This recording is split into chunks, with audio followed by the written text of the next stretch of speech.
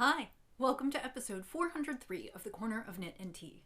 My name is Laura. I'm also known on Twitter and Instagram as Fluffy Kira. I'm over on Etsy as the Corner of Knit and Tea, where you can buy my handspun yarns and knitting patterns. And I also have a website called thecornerofknitandtea.com, and that's where this episode and every episode show notes will be. That was a little out of order. Threw myself off when I started saying something else. Hi, how are you? It is Monday, December 19th. We are basically 1 week away from Christmas, which means that the office is working like crazy to get things closed. Technically, we're taking the 26th through the 2nd off. I will probably work a little bit of that, but I'll work, I always work at home in my pajamas, but I will probably be doing a little bit less of that. But, you know, I am still on a mission to finish some things out for 2022 and prep for 2023, and it is just been kind of a crazy, crafty time. I don't have a ton to show you today, although I have lots of little things to share and talk about. But I didn't get as much crafting done this week as I had hoped. I don't really understand what happened. I do know that I got sucked into books a couple nights, and a couple of them were ebooks, so I found it hard to read and knit at the same time because I was working with patterns in some cases. I have sort of planned the projects that I'm taking with me this coming weekend. We're going to my mother-in-law's for the holiday, and so I have packed some, I don't know if I'll call it vacation knitting. She lives 2.5 hours away, and it's just going to be the four of us. It's me and my husband, and then my mother-in-law and her boyfriend. So it will be very quiet, hopefully not catching anything, because everything is all kinds of contagious here right now. But we are going to head out there and just have Christmas Eve and Christmas dinner with them, and then come home on Monday. So I should be podcasting on Monday because I'm not planning to work. That's Monday, December 26th. And I guess I will think about wrapping up the year and some of the things that I was excited for and some of the things that I would like to do in the new year. So, let's talk about what I've been working on, but first the tea. As I said, in the last few weeks, I have been kind of on a mission to clean up a lot of my tea as well. Sort of use things up, get them out of the stash. Much of my tea is actually quite old. I don't open it all the time because I have so much of it, but I do have quite a bit. And I don't know precisely when I purchased this or if it is still available. If it is, I will put a link to it in the show notes. But what I found this week was Cranberry Spice Hibiscus. This is from the Republic of Tea, which makes lots of lovely teas. They make some of their teas in loose leaf, but a lot of it comes in recycled tea sachets, and they're natural and unbleached. And so when I opened this, I had 6 or 8 tea bags left, and I thought, hey, I can finish that by the end of the year. And it is decaf, which means it is perfect for before bed. So I have been drinking it before bed quite a bit, but I thought I'd bring it today. It is hibiscus and cranberries, and then a whole bunch of spices. So it's got, you know, that holiday flair with cinnamon, and let me see what's in here. Hibiscus, cinnamon, ginger, carob bits, apple bits, sweet blackberry leaves, cardamom seeds, natural cranberry and cinnamon flavors, chicory root, pepper cloves, cranberry bits, and star anise. So lots of good kind of holiday type flavors, and I'm really enjoying it. And as of today, I think I have either 2 or 3 tea bags left. I'm going to take this with me over the holidays to my mother-in-law's, and I'm going to get this one out of stash and recycle the container. So I've been looking for my holiday teas and my Christmas teas and whatever else, and working on those this season. So I have been enjoying them. And I'm drinking that today in my roastery mug. I fear I have gotten a little repetitive on mugs. I will try and do more circulation in the new year. The roastery is a Kansas City coffee company, and I love this. Part of the reason I continue to use this mug so much is because it's enamel and it holds the heat really well. The whole mug is warm, it warms my hands, and it keeps the tea hot longer. So here's to finding more enamel mugs in 2023.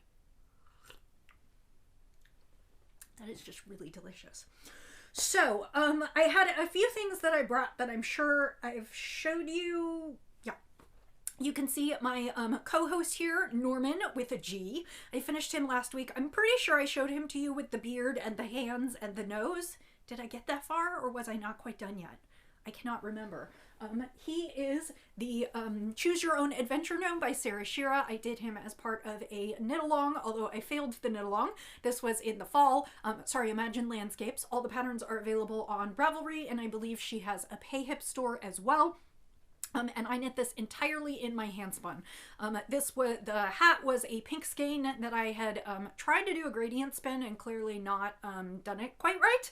And so I used up all of that. And then the bottom is back when I think I did discuss this last week. The back was when I was doing a lot of spinning and wasn't dividing my braids evenly. I had lots of little leftovers and I applied them together and made little things out of them. So there is lots of different colors in here. And then if I wasn't done last week, the deal was that I was waiting for the beard, which is actually leftover sort of rejected chicken yarn that I spun a while ago. It was too thin, and so I held that doubled for the beard and nose, and then the little bits of hands, and then I used the last little bits here. And what I can't remember is if the face was done last week. I think it was, but in case it wasn't, here you go. This is Gnorman with a G, and he comes from a pattern where you can knit in fingering weight, worsted weight, or bulky weight, so you don't have to make Gnorman as big as he is, but I really was charmed by him, and I decided that when I was done, he was going to be my podcast co-host, and I tried sitting him next to me, and all you can see is the very little top of his hat. So I am propping him up here on the back of the couch, and he will be my constant companion while I podcast. So meet Gnorman, my co-host. He's kind of quiet, doesn't say much.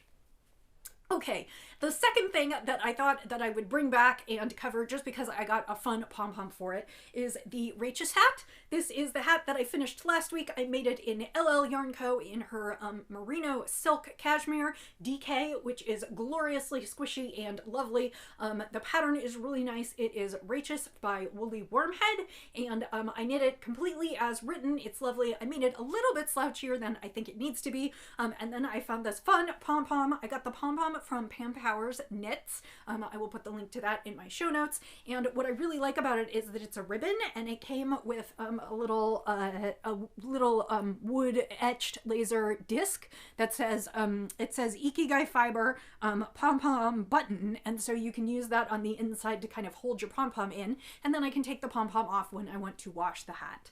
So this is a cozy, cuddly hat. I'm very excited about this, and it's nice and squishy and long, and like I said, I did make it kind of slouchy, a little bit more slouchy than it needed to be. You could also make it a very, let me roll this up, you could make it a closer fitting beanie, and then you could have well, that's not too bad. That's kind of fun. So I could go with that as well. And that's a pretty simple pattern. Like I said, I knit it as written and enjoyed it. And then I just added a fun pom-pom and took some photographs and shared that today. So that is, I believe I talked to you about this one being finished last week. But since the pom-pom came in, I thought I would show you. My next finished project is actually something that I showed you last week, and I didn't think I would still have it, and I do, which means I was actually pretty slow at it, and it's a little bit wet still, and so it's not a great showing as a podcaster, but here goes. Last week I talked about the fact that I was going to knit, I don't know that I'd call it a chemo cap literally, but a hat for a friend of my sister's friend's sister. I know it's very complicated. a friend in the sphere, not someone that I know, but she has lost her hair this holiday season due to chemotherapy treatments, and I talked about knitting her a hat. And her favorite color is a bright, bright hot pink, like neon pink, and so I settled on a skein of Flamingo by Hedgehog Fibers in her Aran weight. And this is quite wet, so it's not super fluffy, and it's not quite the right color, but I am just showing this to you.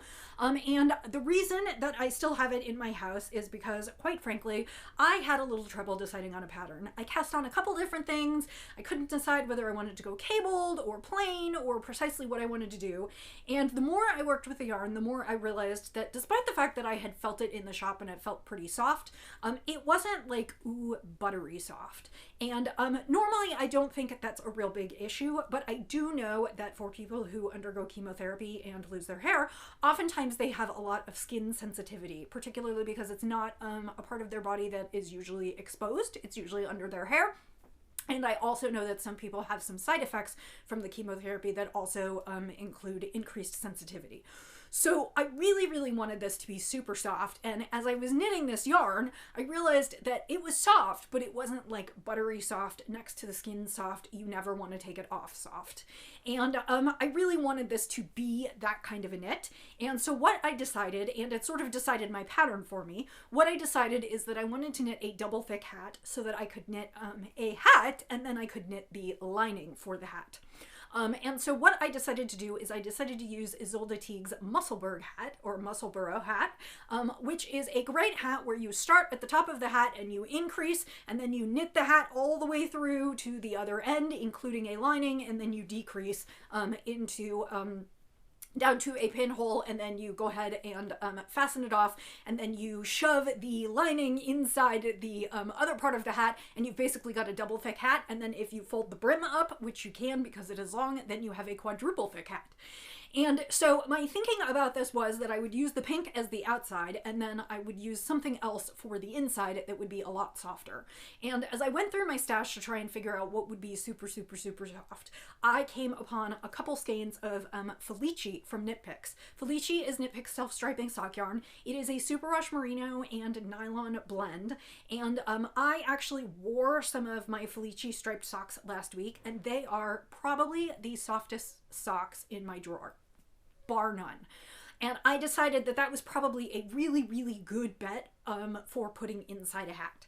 So what I did, and you know what, I don't have the label with me, and so I can't tell you this colorway. I will definitely add it in the show notes if you are interested. So I knit my first half of the hat in my hot pink, and then I knit the second half of the hat in this great 4-color striper from Knit Picks, which is orange and pink and blue and purple. And the pink really is not the same pink, but with the orange there, it kind of comes off at a similar intensity. And so the reason that it is turned inside out like this is exactly how you would knit the hat as I described it. I started at this end and went over to this end, and basically what I am waiting for it to do is dry, and then I'm going to shove the lining inside the hat, fold the brim up, and then I'm going to send it off to its destination.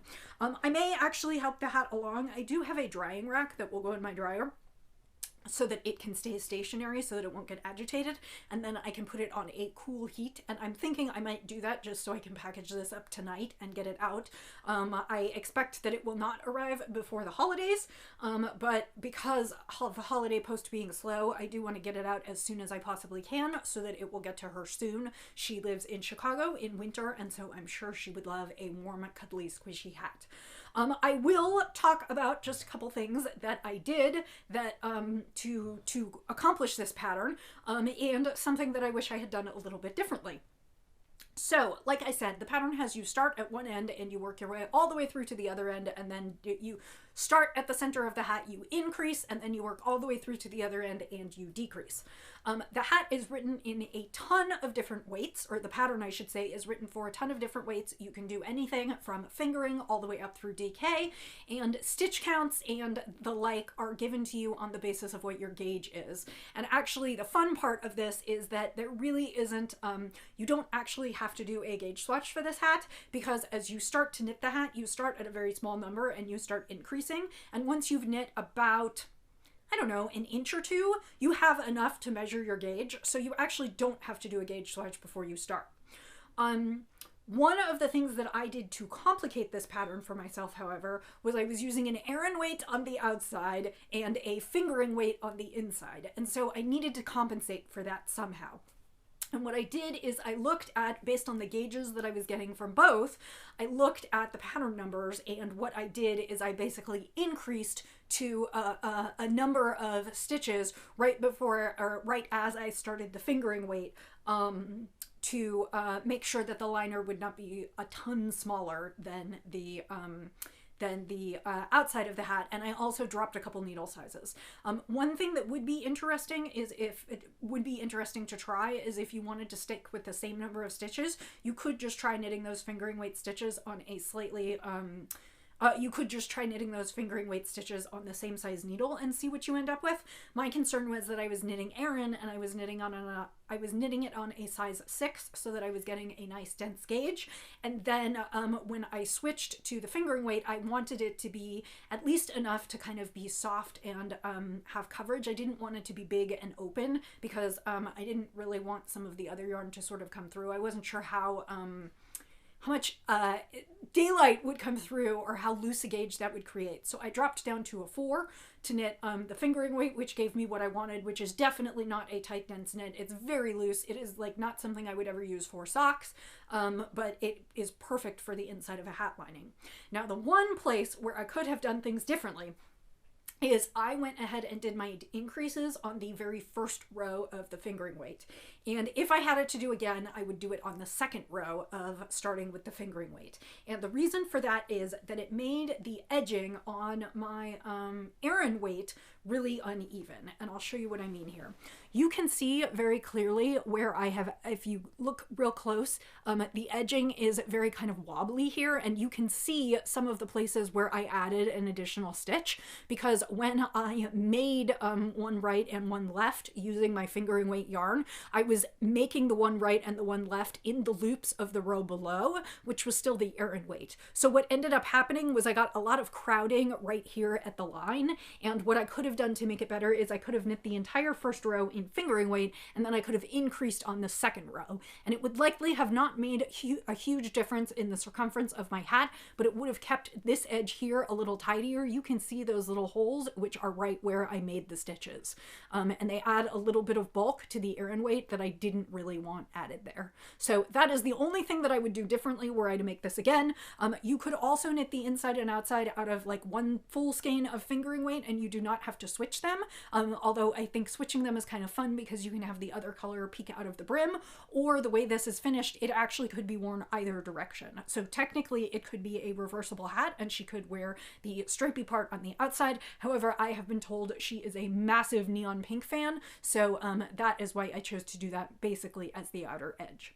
So that is that project finished. Again, the pattern is Musselburgh by Isolde Teague. It is a fabulous hat pattern. It is available on Ravelry or on Isolde Teague's website, and I will definitely be knitting it again. I have some ideas about some other color combinations to put together. My guess is next time I will probably do a fingering weight all the way through as opposed to mixing my weight up, but I do think, given that this is for someone who lives in Chicago where it is really, really cold, and because I'm knitting it as something because she has lost her hair, I feel like it will keep her nice and snug warm through January and February, so which are very, very cold in Chicago, and actually March too, because really it does not warm up that quickly.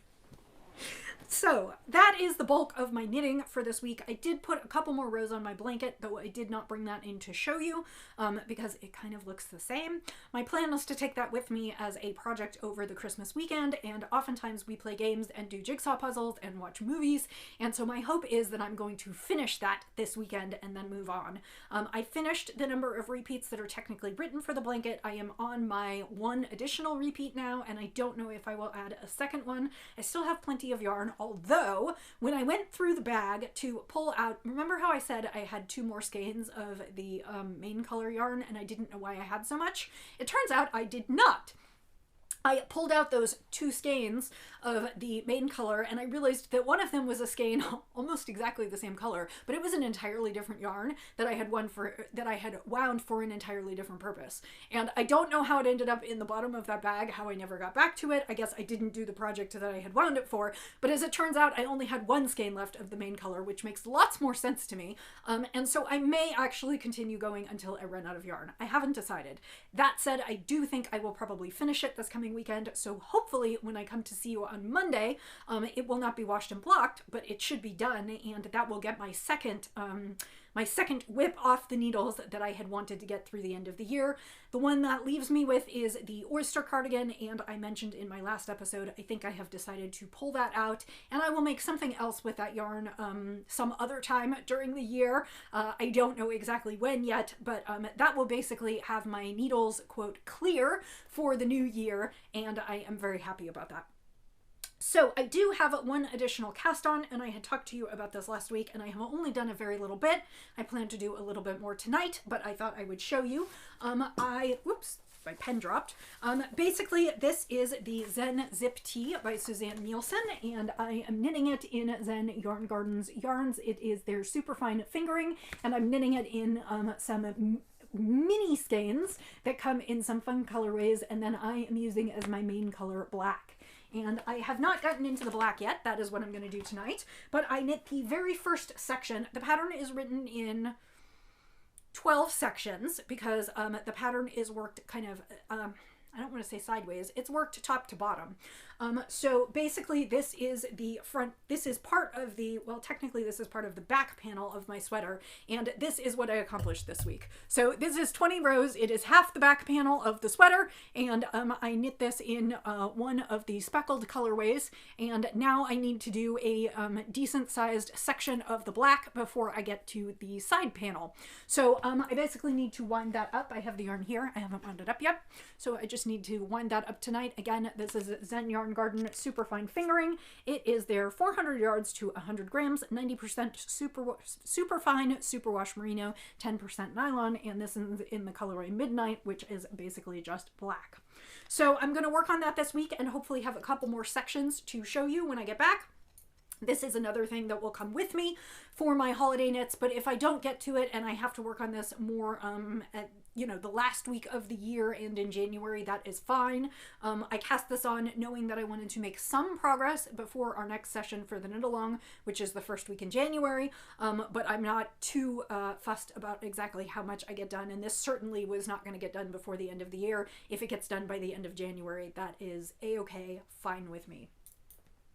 So that is all the knitting news. I did get a box of yarn for some samples, so there is a possibility that I will cast on a sample probably next week. I think I'm going to give myself one more week to finish my stuff before I start knitting more. I mean, technically the knit along knit is kind of for a project, but I think I'm going to try and give myself one more week to kind of get everything under control. I will be casting on a pair of socks this weekend. More about that in just a moment. And so the final thing that I thought I would share as part of knitting content today is the results of my felting project.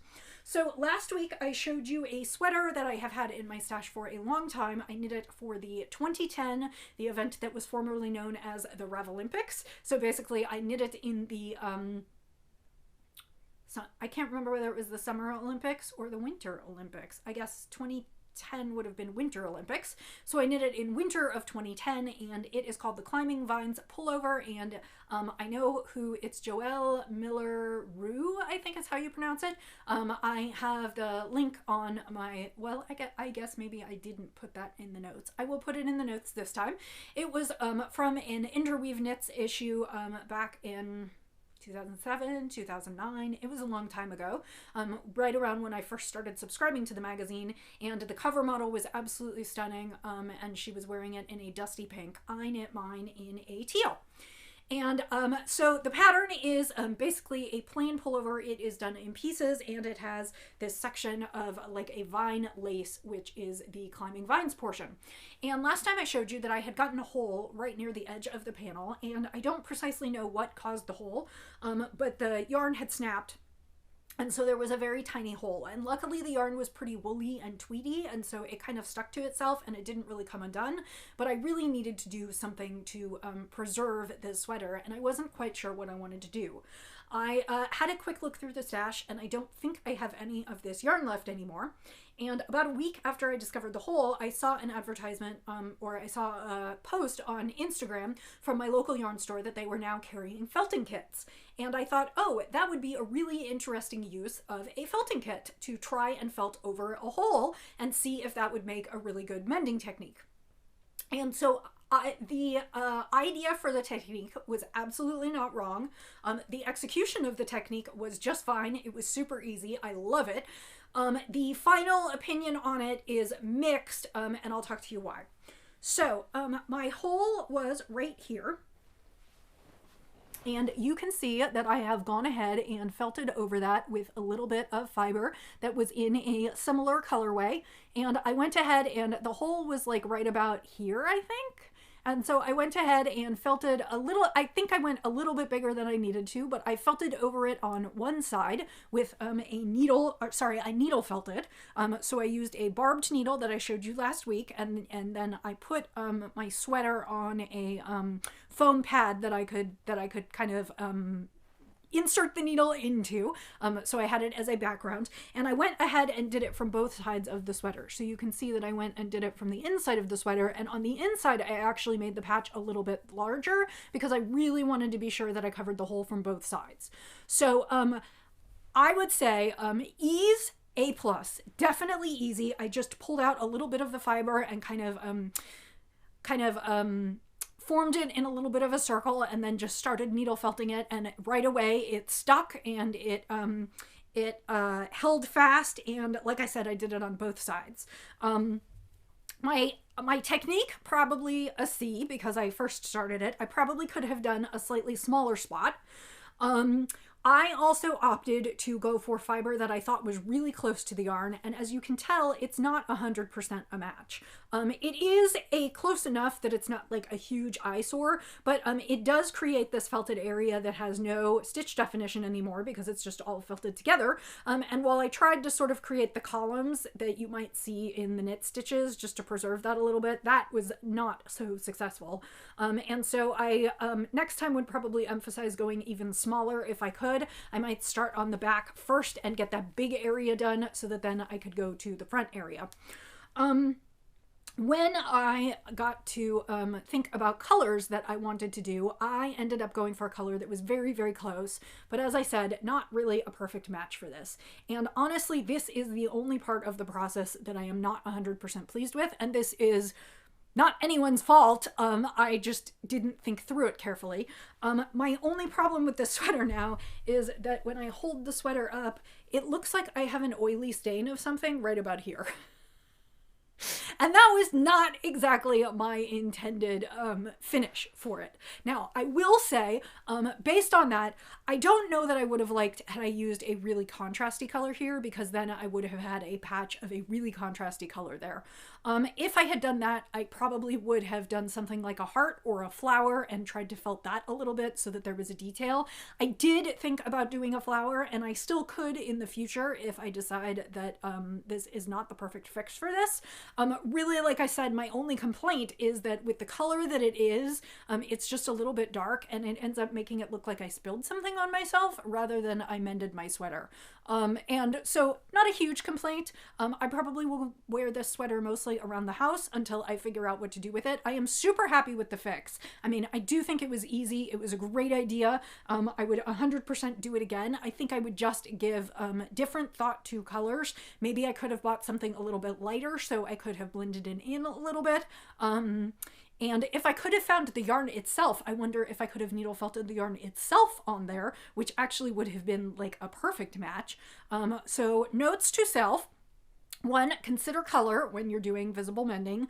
2, save a little bit of yarn from every garment you make because you never know when you might need it, and save them all in one place so you have them one place you can go look and find all the leftovers. I mean, I know we love to use up leftovers in our stash, but honestly, save 3 to 5 yards and just call it your like sweater repair kit for every sweater you own. And I'm probably going to be going through and trying to do this in the future because I really feel like this was a learning opportunity. So like I said, A+ for idea, effort, ease, maybe a B- or a C for actual execution and happiness with the overall project, just because I don't want to wander around looking like I spilled salad oil on myself.